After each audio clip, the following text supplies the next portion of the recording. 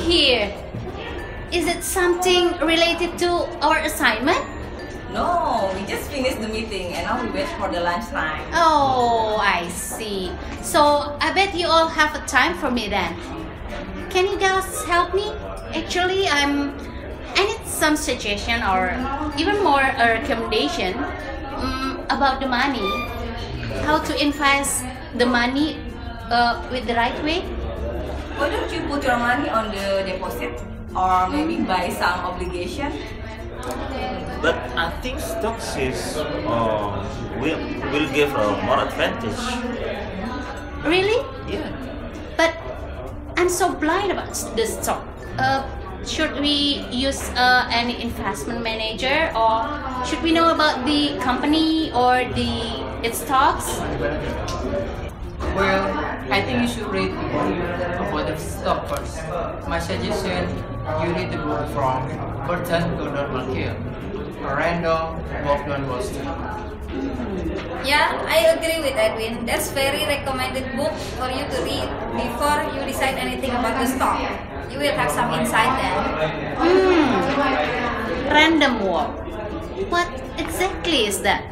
And do you have the book, or what does the book like? Burton Gordon Malkiel, also known as Burt, an American economist and writer, was born in Boston, Massachusetts on 28 August 1932. He attended the Boston Public Latin School in 1949 and graduated from Harvard School of Business in 1955. From 1975 to 1977, Burt served on the President's Council of Economic Advisors in Washington, D.C. He spent about 7 years in New Haven as Dean of the Yale School of Organization and Management and the William S. Penniker Professor of Management Studies. During his career, he has published about 12 books and more than 150 articles, in addition to numerous op-ed columns and book reviews. In 1973, he wrote A Random Walk Down Wall Street, a book which is now regarded as an investment classic. Random walk theory took its name from this book, and it is an attempt to explain the way that the stock market moves. Essentially, the theory states that the past movement or direction of the price of either the overall market or of an individual stock is not a suitable predictor of future movement. Essentially, this theory holds that stock prices take a random path and one that is unpredictable. Regardless of what has happened in the past, the change of a stock's future price going up is the same as the change of it going down. Practitioners of the theory believe that it is impossible to outperform the broader market without any additional risk. In this book, he advised that both technical analysis and fundamental analysis are a waste of time and still unproven in being able to outperform markets over the long term. It sounds interesting. I will read the book soon.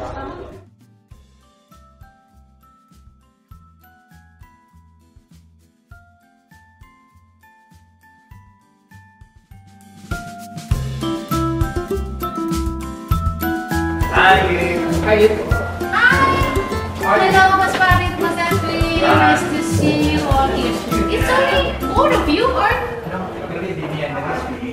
Oh, I see. Where are they? I'm not seeing them. Eating, baby. Hey everybody. Oh, Hey. Hi. Hello. Alice, Marini, how are you? It's very good to see you all here. Because you still remember the book you asking for me to read? Yes. Have you read? Actually, I have read some of the books, Okay. but I think I still confused what's the best approach I use in making the investment. The book is defining about the two basic investment ideologies. Can you explain to me about it, please? You mean the foundation theory and the castle in the air theory? Yes, exactly. The firm foundation theory basically says that you should invest based on the actual real value of what you are investing in. For example, if you buy a stock of a company, let's say KB, it should be based on what the value of the KB is. And the castle in the air theory basically says that you should invest in response to what the crowds are doing. The castle in the air theory, and then you can make more money by riding the wave of people who are either following trends or trying to invest based on the firm foundation. Or we can say that firm foundation theory is similar with fundamental analysis, and the castle in the air theory is similar with technical analysis. It's kind of like Something like that. What's the difference? What's the difference between the fundamental and the technical analysis? The difference is like this.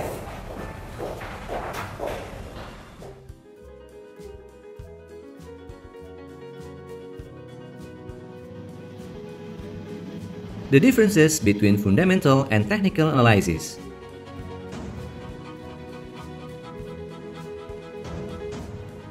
By definition, fundamental analysis is a method of evaluating securities by attempting to measure the intrinsic value of a stock.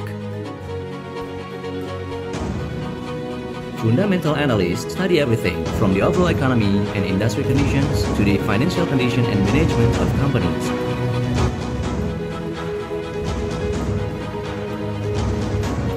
Technical analysis is the evaluation of securities by means of studying statistics generated by market activity, such as historical data of past prices and volume. Technical analysts do not attempt to measure a security's intrinsic value, but instead use stock charts to identify patterns and trends that may suggest what a stock will do in the future. Earnings, expenses, assets, and liabilities are all important characteristics that used in fundamental analysis, but not count as important variable in technical analysis.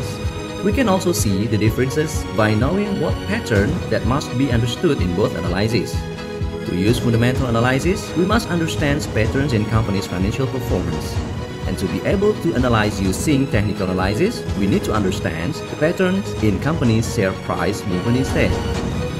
Although both analyses have the same purpose, which is try to predict the future performance of a stock price, but they are using different data and information.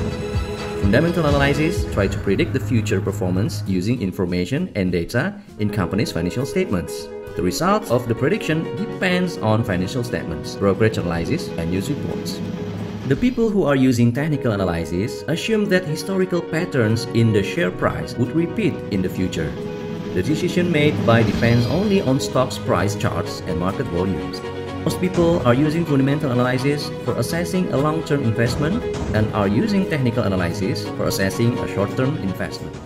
For me, fundamental analysis is more accurate to determine the real worth of stocks and to predict their future growth, because it is based on the real condition in the company that we can see from the financial statement and also from the industry prospect. But I don't agree with you, Dini, because all the information about earnings, dividends, and the future performance of the company is automatically reflected in the company's past market prices. And the chart showing these prices and the volume of trading already comprises of the fundamental information, even that is a good or a bad. So, what do you, Edwin and Alice? What is your opinion? Well, I think we can use both analysis, fundamental and technical analysis.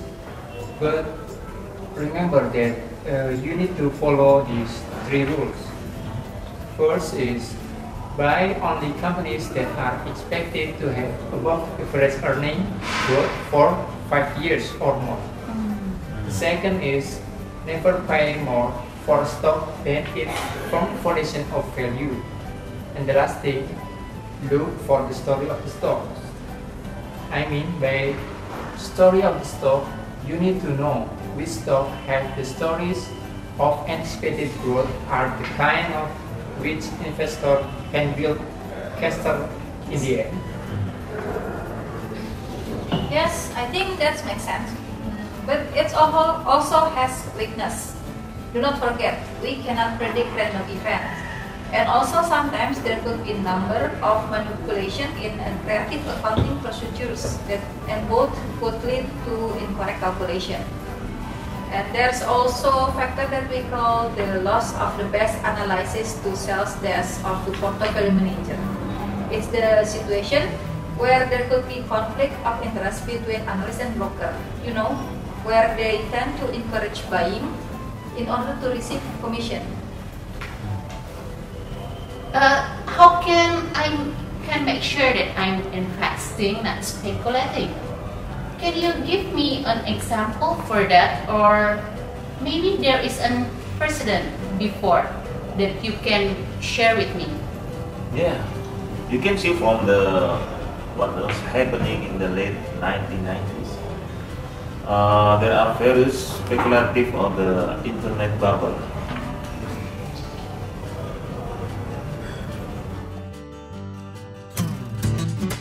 The dot-com bubble. The dot-com or internet bubble in the late 1990s and early 2000s is often considered a benchmark case of investors abandoning fundamentals in their search for the next big thing. As consumers flocked to the internet, investors were afraid that not becoming involved would be a huge missed opportunity. Despite the fact that most internet companies had limited physical assets, many were given huge valuations on the stock market initially.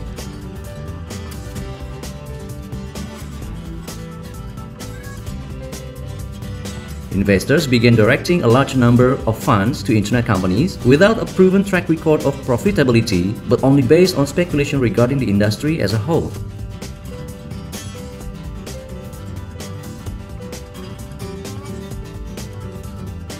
Venture capital companies and speculators poured money into internet startups during the 1990s because they believed those prices would continue to climb.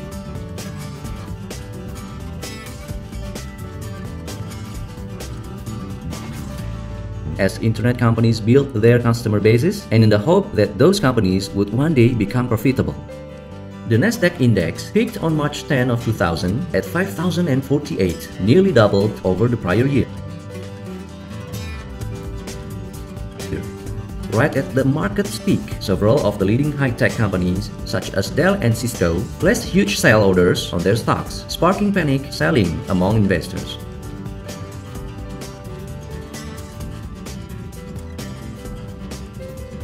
Within a few weeks, the stock market lost 10% of its value.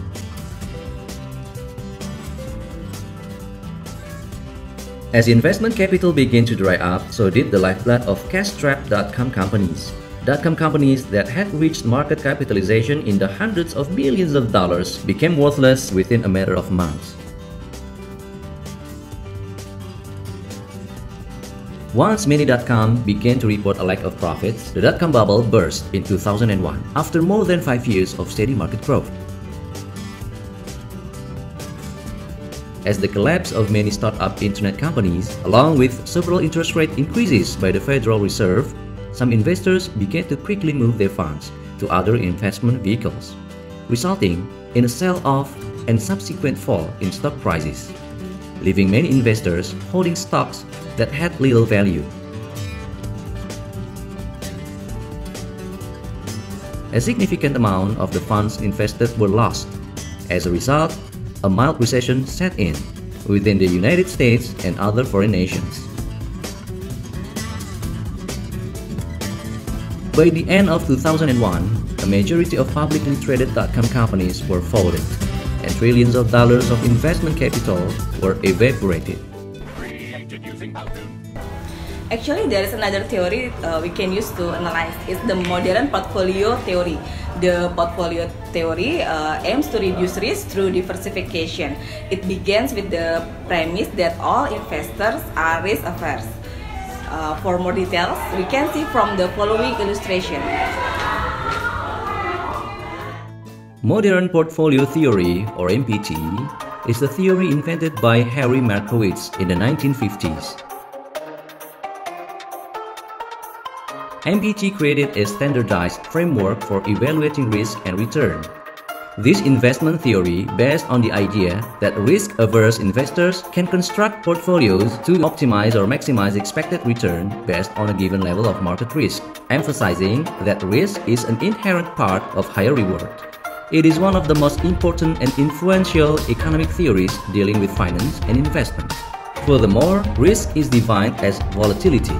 In other words, if a security's price changes by a large percentage than the market, even if that change is positive, it is considered to be a higher risk than the market. And to gain higher returns, we need to take higher risk.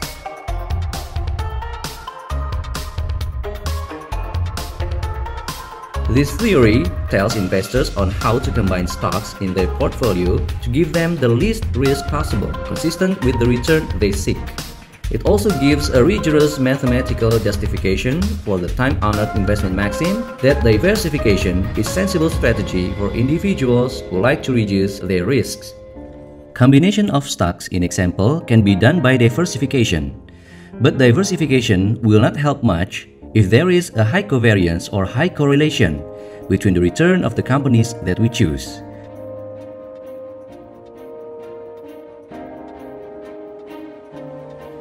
An example illustrated in the book, A Random Walk Down Wall Street, is that we are not advised to do a combination of Ford Motor Company and its major supplier of new tires in a stock portfolio.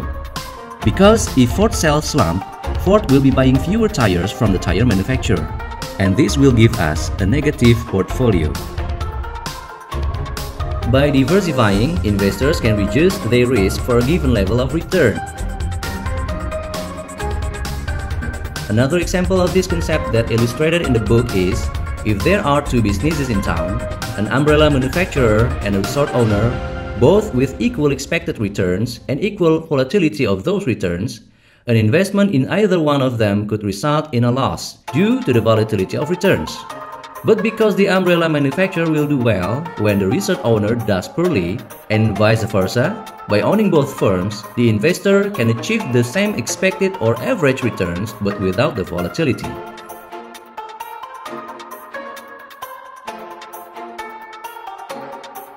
MPT suggests that it is possible to construct an efficient frontier of optimal portfolios, offering the maximum possible expected return for a given level of risk. It suggests that it is not enough to look at the expected risk and return of one particular stock. By investing in more than one stock, an investor can reap the benefits of diversification, particularly a reduction in the riskiness of the portfolio.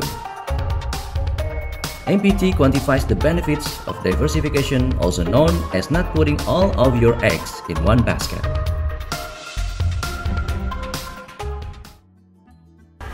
Based on the explanation, we know that the diversification cannot eliminate all risks, but at least it could reduce the risk to gain optimal return. Diversification involves choosing stocks that have strong negative covariance with each other. The low or negative covariance mean that the stocks do not parallel each other in terms of individual fortune. If we put stocks with low or negative covariance in our portfolio, it could help to balance and minimize the risk.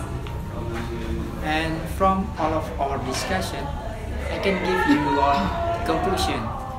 The conclusion is, if you have a goal in the long run, you can invest heavily in stock for a long term, based on the fundamental analysis, and not too technical. But if you have a short run, widely diversify your portfolio. You could combine with securities with lower level of risk, like bond and cash, some kind like that. Wow! Thank you guys for all the information and this suggestion. I really appreciate this. Now I know what to do with my money and what the investment is.